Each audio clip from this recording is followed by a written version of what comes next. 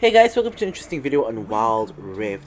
So we're back with a Jhin commentary guide. Now, I know I'm talking about a special Jhin build with Serpent's Fang, but I'm not making this a supplementary guide because honestly I feel that Serpent's Fang on Jhin isn't really going to be any kind of default build. It's just going to be an item that you opt into when the situation is correct. So yeah, we'll get into the build a little bit later on, but in this match, the action begins right at the beginning. So here, Soraka wards the Tribush, and Rakan comes over to ward over here. He jumps over for some reason, and because of that, he has no mobility left. So he has to flash out instantly, and Kai'Sa sort of gets baited in by the Rakan. So here I'm free hitting on the Kai'Sa. Kai'Sa's kind of free hitting on me as well, but I have the 4-shot loaded up. Flash forward to 4-shot the Kai'Sa, and I do get the first blood. Now, unfortunately, I waited a little bit too long to pull the trigger there because of having to wait out the exhaust. So as a result, I trade 1 for 1 as the tower does end up killing me. However, the good news here is that Rakan did get the kill instead of Kai'Sa, so it is kind of a positive trade. Overall, the enemy bot lane used all of their sums, whereas we still have the Soraka flash, so we are at a little bit of an advantage. Rakan again plays really recklessly, and I 4-shot him for the kill. So really quick kill, quickly rooting down the Kai'Sa as well, and then I'm gonna get off a little bit of damage on her. Q 4-shot, of course for the maximum amount of damage, and then I'm gonna have to back off. I do get tagged by Kai'Sa's Void Seeker as well as a little bit of minion damage. But we're all fine so far here. Again, I'm going to predict the movement of Kai'Sa, get her the root on, and 4-shot her for the kill again. So, you can see we're getting a whole load of kills. Echo comes in for the gank. Nice silence by Soraka to stop him a little bit. I do get slowed by the Time Winder, but I am able to eventually escape. So, kind of what set me up there is really having a lot of very accurate roots. Now, you cannot really do this very consistently because hitting the Jhin root is pretty difficult because it is really thin, but I just got pretty, well, I would say a little bit lucky, but also does need quite a bit of skill to hit the Kai'Sa with the root twice to let me get in a lot of free auto attacks and eventually get the kill on Kai'Sa. Kai'Sa here tries to stop me from backing, but I'm 2 levels up on her at this point in time. I'm really strong, so I don't really know if that's the best choice for her. Fortunately for her, I ran out of mana, so I do have to recall and get myself more mana. Rakan comes in onto the Soraka. I do get the exhaust in on him a little bit too late, but I do get another free kill onto the Rakan. So now I'm 4-1 at like 2 minutes into the game. So here, since Kai'Sa is shoving the wave, I'm gonna just quickly collect this wave under tower before I back so that I don't lose the minion gold and XP. And meanwhile, Nautilus comes in, so again I'm going for the long range W onto the Kai'Sa and then walking up, auto attack her for another kill, and now I'm 5-1 before even 3 minutes. This is kind of a really insane early game and really couldn't have gone too much better. I mean, the only way it could have kind of gone better is if I didn't die that first death, but you know, that's asking for way too much. I'm 5-1 at the moment, 4k gold at 3 minutes, so that's like 1.3k gold per minute at the moment. So I obviously complete the entire Stormrazor. I also pick up the boots, and at this point I'm really strong. If Kai'Sa or Rakan is stupid enough to go anywhere near me at this point, I will instantly just destroy them. The discrepancy is huge. I have over double of Kai'Sa's gold at this point in time. So this is a good time to talk about the build. So Jhin, normally what he builds is the Stormrazor into IE, into Boots of Swiftness, / Boots of Furor as it's called now, probably Stasis for the enchant. Then you would go for likely the Maul Reminder, and then the Rapid Fire Cannon, and finally top it off with a Bloodthirster. But as we know, in this particular match we are going for the Serpent's Fang. Now, why are we going for Serpent's Fang? Annie has shielding on her E, Yasuo has shielding on his passive, Kai'Sa has shielding on her ultimate, Rakan has shielding on her W as well as his passive, and Echo has shielding on his W as well. So anyways, here we see I do get a little bit caught in the bush, but somehow I actually managed to pick up 2 assists before I actually die. I honestly should have died instantly there from the Rakan combo, but I don't know how I survived on low HP, and I actually end up contributing damage so that my team can sort of clean up on the Rakan and the Echo there. So overall we trade 3 for 2, and they also do get my shutdown, so not really the best scenario in the world, but it could have gone way worse. Like just a 3-0 for the enemy team. So I'm not gonna complain too much on that one. So now that we know why we're building the Serpent's Fang, now we're going to talk about where we built the Serpent's Fang. Now honestly, you could go for a Serpent's Fang as a first item, but I didn't really like it since I was snowballing, so I wanted to get the Infinity Edge, not Infinity Edge, I wanted to get the Storm Razor Infinity Edge combo to sort of get the snowball really rolling. I feel that lethality items aren't really the best at snowballing. Here I hit the long range route again, snipe Annie out with the ultimate and get the shutdown on her. Echo comes in with the stun, but doesn't really matter because I've already picked up the kill onto the Annie. And yeah, so really, honestly really good aim by me in this match. Normally I don't get such good aim. Here again, I hit the W onto the Kai'Sa. Echo dives the backline to kill the Soraka, but he's going to pay for it with his life.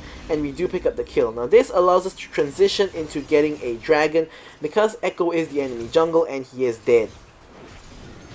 So yeah, so I do want to get the double crit items first and then get the lethality item, which is the Serpent's Fang. I don't really like going for a lethality item when I'm snowballing, because I do like getting the more expensive crit items earlier. But going for lethality early is also alright, because lethality of course does kind of minus the enemy's physical defense, so it is really good for continuing the snowball as well.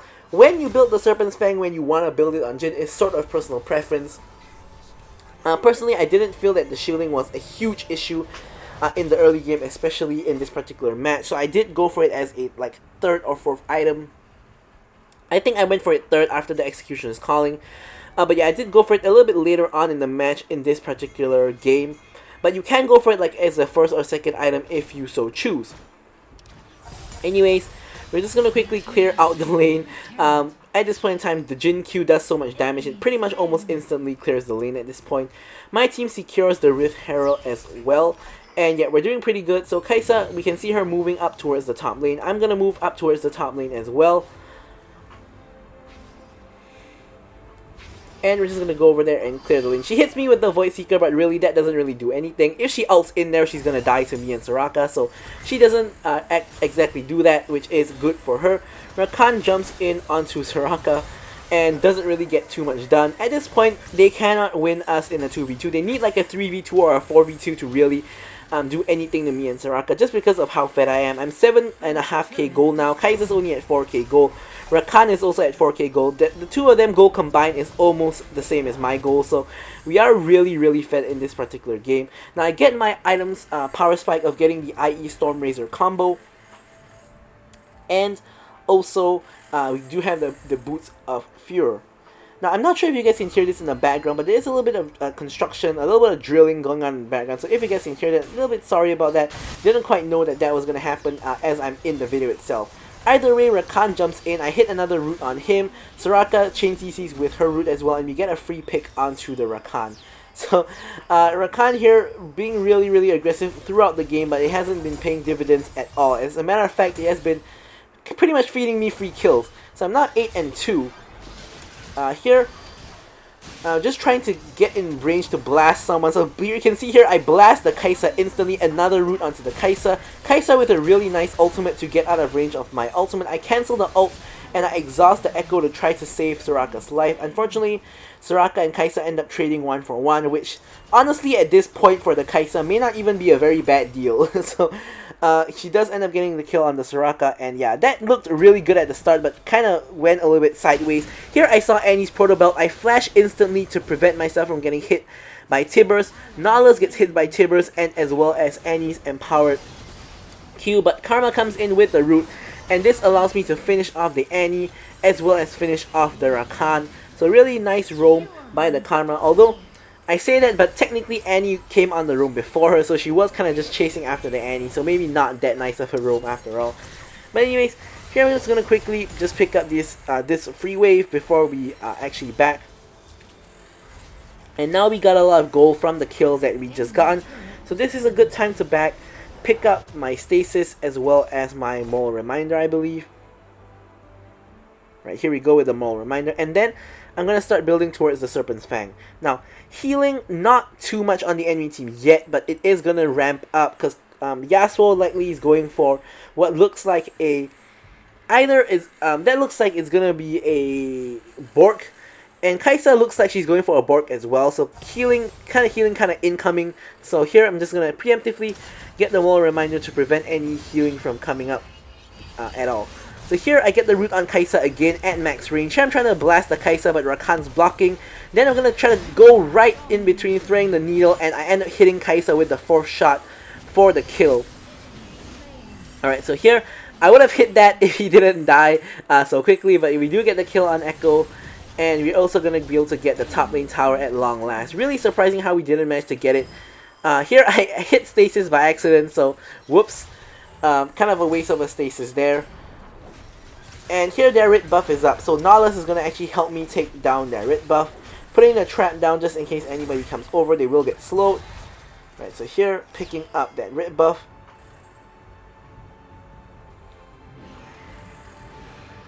And now the Rift Herald is up and the enemy team is in the area. Now here we see Annie, gonna chain CC the Annie. Rakan comes in as well. I'm gonna keep on blasting the Rakan. Rakan goes over the wall, but I do manage to 4th shot him. He dashes and flashes over the wall, but to no avail because my team is on the other side of the wall, so he was really jumping out of the frying pan and into the fire there. My team is able to pick up the Rift Herald for free, and the enemy team can't even trade for Dragon because they aren't even on it at the moment. So as a 5-stack Death Ball, we can rush all the way to Dragon. Nautilus even uses the Herald mid to create pressure in the mid lane, and Kaisa and Echo pretty much can't really do a thing about it. Yasuo no idea where he even is. There we go, he's actually in the mid lane. And here we're gonna try to push in the wave to get the Rift Herald crash. Rakan jumps in again, and again he gets instantly bursted by me. Yasuo's wind wall actually blocks a lot of the damage, but I walk behind it to finally finish him off. Echo comes on in, Kaisa jumps in as well. I'm gonna flash out because I'm in the front lines. That's not where I want to be. Here I'm gonna ult to try to kill Echo and Kaisa. Don't quite get it. Almost killed the Annie though, but eventually everybody is left at low HP, and my team can finish off the kills onto the Annie, as well as like the Rakan a little bit earlier on. So here, my team just chasing the Echo. Don't really need my help for that. I'm going to back and pick up the Serpent's Fang. And then I'm going to hit back out and go for the red buff. Of course, now I'm 12, 2, and 8. Incredibly fed at 12k gold. 3k gold higher than anybody else in the game. Which includes Soraka and Annie. Soraka has gotten super duper fed as well, just because of all the assists that she's gotten. But yeah, so here we're going to quickly pick up the red buff and the chickens on the way out as well. Here we spot Rakan somewhere nearby, so I'm just going to quickly ward there to just check out what's going on, removing the enemy's control ward as well. You can spot quite a number of enemies in this side of the wood, so we are just being a little bit cautious. Now, the only person I'm really scared of at this point is the Annie, because if she manages to get a ult onto me and just burst me instantly, I can die. But aside from that, Yasuo and Kaisa don't really have the damage to kill me at this point in time, so I'm not too afraid of them. But of course, if Rakan gets in a good combo as well, I could be in trouble as well. So I'm mostly scared of Annie and Rakan, but Rakan has shown to not really be the best at Rakan in this particular game, so I'm not too scared of Rakan. I'm really mostly scared of Annie. Here, once again, I burst Rakan instantly, and he is down. So here I'm trying to ping for the Baron because we are in a very dominant position, ahead of the enemy team by 12k gold, so we should be able to just force a Baron without them being able to contest, and if they do, we can turn on them, kill them, and pick up the Baron, or kill them and simply just end the game off of that. So here my team does listen, we do go to the Baron, and here I'm just going to quickly just DPS the Baron down. Each of my shots hits like a truck at this point in time. 3 items completed already, so pretty easy to just burst down the Baron. And we do indeed pick it up. So I'm quickly just going to rotate to bot lane to clear out this huge wave before backing. Kill makes the mistake of running in the unsafe way, and as a result gets bursted instantly by Annie.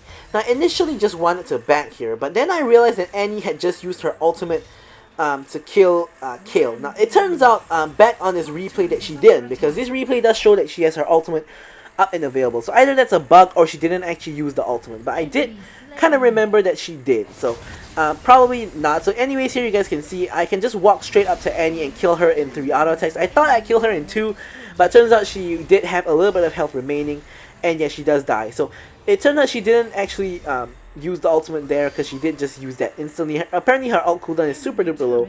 But anyways, yeah, so we do get a free kill onto Annie as well, which is the main threat of the enemy team. Annie 5-5-1, the only person on her team that's actually doing not too badly. So here, just waiting for red buff to spawn again. We're gonna quickly just pick up this red buff. Like so. And then we still have the Baron and we already got the mid lane inhibitor. So we're gonna try to push down the other lanes. Kayle finding herself in trouble with the Yasuo again, but she does have backup from basically our entire team.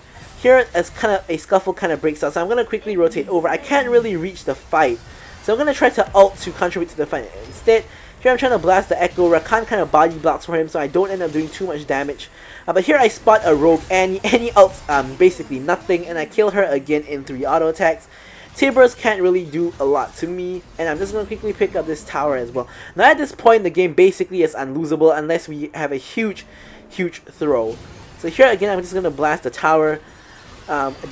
Do a lot of damage. Here I get the root on Kai'Sa, but unfortunately she goes out of vision for a while, so I end up hitting the minion instead, and I'm relatively sure I could have killed her. Unfortunately that's not the case. So here we do have the Baron wave in. Here I'm just gonna blast the Rakan again. Again, just getting the kills on Rakan, getting the kills onto the Kai'Sa. And honestly at this point enemy team can't really do all that much to us. Baron has expired, but we do have the waves coming in from both mid as well as bot lane. So here we can probably just try to end the game. Nice win roll by Yasuo to block the 4th shot. Kind of irritating for me. Here I get the root onto the Annie. My team is able to finish her off. And here trying to get some last few kills before ending the game. Trying to kill the Echo. And we do end up getting killed, maybe? Yeah, we do end up getting the kill onto the both of them. I kill the Yasuo and Soraka kills the Echo, and we do finally get the victory in the game, I believe. Rakan comes in. I'm trying to finish the kill on Rakan before we end the game, but the game does eventually end. So yep, there we have it. You can see that Jhin is still a really strong ADC in the correct circumstances, especially against a squishy team like this one. And as usual, I'm going to be leaving you guys with the stats. So thank you guys so much for watching the video, and goodbye.